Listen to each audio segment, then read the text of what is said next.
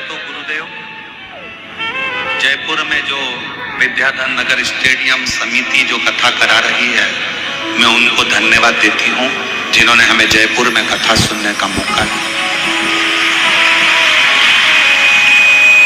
दूसरा, जयपुर राजस्थान से, मैं राजस्थान जयपुर की ही रहने वाली पूजा कुमारी हूँ। मैं बिहार मुंगेर जिले की रहने वाली हूँ, परंतु मैं स्थायी रूप से जयपुर में रहती हूँ। सालों हो गए यहाँ रहते रहते। पत्र लिख रही हूँ गुरुदेव। टीवी पर जब कथा सुनती थी तो देखती थी कि पत्र पढ़ते हैं आप और सबका काम होता है। बाबा से प्रार्थना करती थी कि बाबा, बड़ी गजब की कथा शिव पुराण होती है जिसमें दुनिया के लोग अपना पत्र लिखकर भेजते हैं और वो सीओर वाला बाबा पत्र पढ़ता है। गुरुदेव, हम 3 बहनें हैं। हम तीनों बहनों की शादी हो गई है। हम तीनों बहनों के घर बच्चे हो गए हैं। हम तीनों बहनें बड़े आराम से रहती हैं। गुरुजी, हम 3 बहनों का एक भाई है जिसकी उम्र 25 साल थी। भोलेनाथ जी की कृपा से उसकी सरकारी नौकरी जूनियर इंजीनियर के पद पर लगी थी। 6 महीने नौकरी के हो गए। हम तीनों बहनों की शादी हो गई, हमारे घर बच्चे हो गए। हमारा भाई 25 साल का हो गया, उसकी नौकरी लग गई। उसकी शादी की तैयारी चल रही थी, शादी के लिए सोच रहे थे, क्योंकि अब उसकी गवर्नमेंट जॉब लग गई है तो उसकी शादी कर। लेकिन किस्मत को कुछ और ही मंजूर था। हमारा भाई 2020 नवंबर को बाथरूम में फिसल गया और बाथरूम में फिसला, उसके सिर में गहरी चोट आई। हमें सब मिली। खबर मिलते ही हम तुरंत अस्पताल में भर्ती कराए, इलाज कराया, सिलीगुड़ी हॉस्पिटल में लेकर गए। कुछ दिन तो वो ठीक रहा, फिर उसकी तबीयत बिगड़ गई और अस्पताल में ही उसने दम तोड़ दिया। हम 3 बहनों का एक भाई। हम बहन तो अपने अपने ससुराल में रहती हैं, पर माँ बाप तो अकेले रहते थे। जिनका 25 साल का लड़का सरकारी नौकरी करता हुआ अपना दम तोड़ देता। अस्पताल में ही उसने अपने दम तोड़ दिया, शांत हो गए। परिवार बिल्कुल बिखर गया गुरुजी। माँ बाबूजी की उम्र 50-50 साल के थे।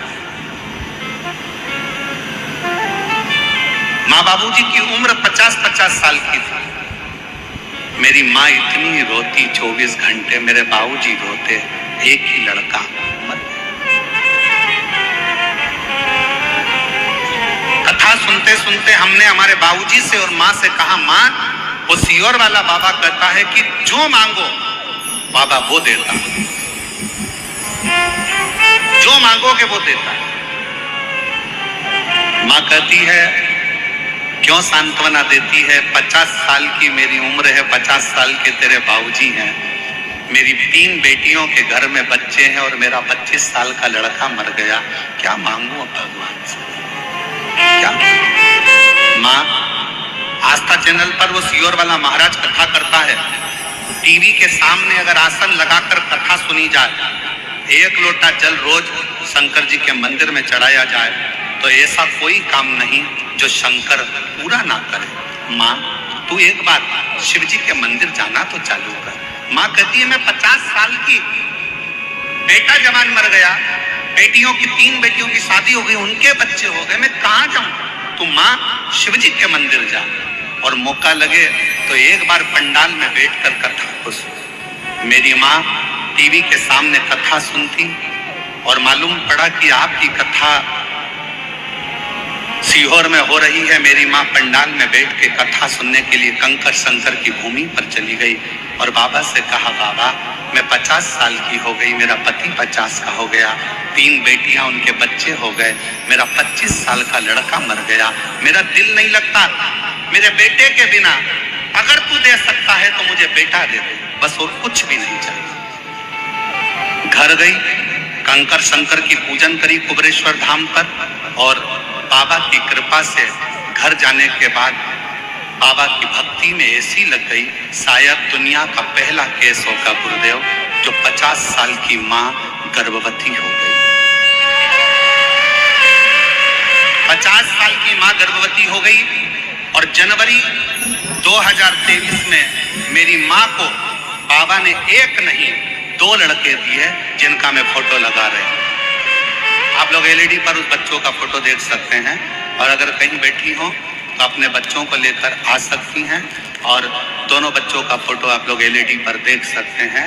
जो 3 लड़कियां जिनकी शादी हो गई थी, 25 साल का लड़का मर चुका था, और 50 साल की माँ 50 साल के पिता, और बाबा से विनती करते हैं सीहोर कुबरेश्वर धाम में आकर, बाबा मेरा लड़का मुझे वापिस चाहिए। दुनिया कोई ऐसा काम नहीं जो मेरा शंकर ना करता, शंकर। और तेरे दरबार की बाबा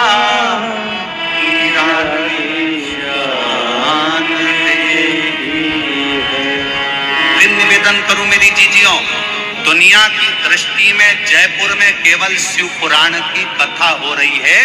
ये दुनिया के लोग कहेंगे, पूरे जयपुर वाले कहेंगे कि जयपुर में शिव पुराण की कथा हो रही है, पर शिव पुराण की ये कथा नहीं है।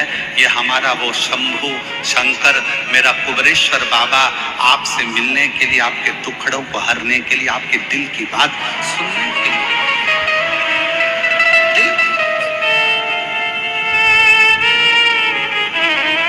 पंडाल में बैठकर आप जो दिल से मांगते हो, पंडाल में बैठकर कथा सुनते सुनते आप बाबा से अपनी लगन लगाकर उससे अपने दिल की बात कहते हो ना, उसका सुख ही दूसरा।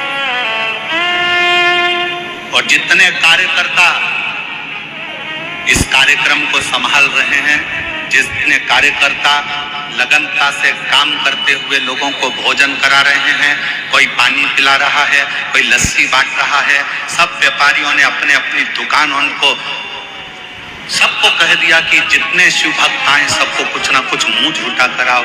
ऐसे जितने कार्यकर्ता इस सेवा में लगे, जितने कांस्टेबल, जितना पुलिस बल, जितना चिकित्सा विभाग, जितना पीडब्ल्यूडी विभाग, जितना विद्युत विभाग, जितने सरकारी कर्मचारी भी अगर सेवा में लगे हैं, अभी तक तुमने दुनिया की सेवा करी होगी, पर शिव महापुराण की कथा में पहला मौका मिला है। उसका फल आपको 3 महीने में बाबा क्या देगा वो वही जान सकते, वो उसके हाथ।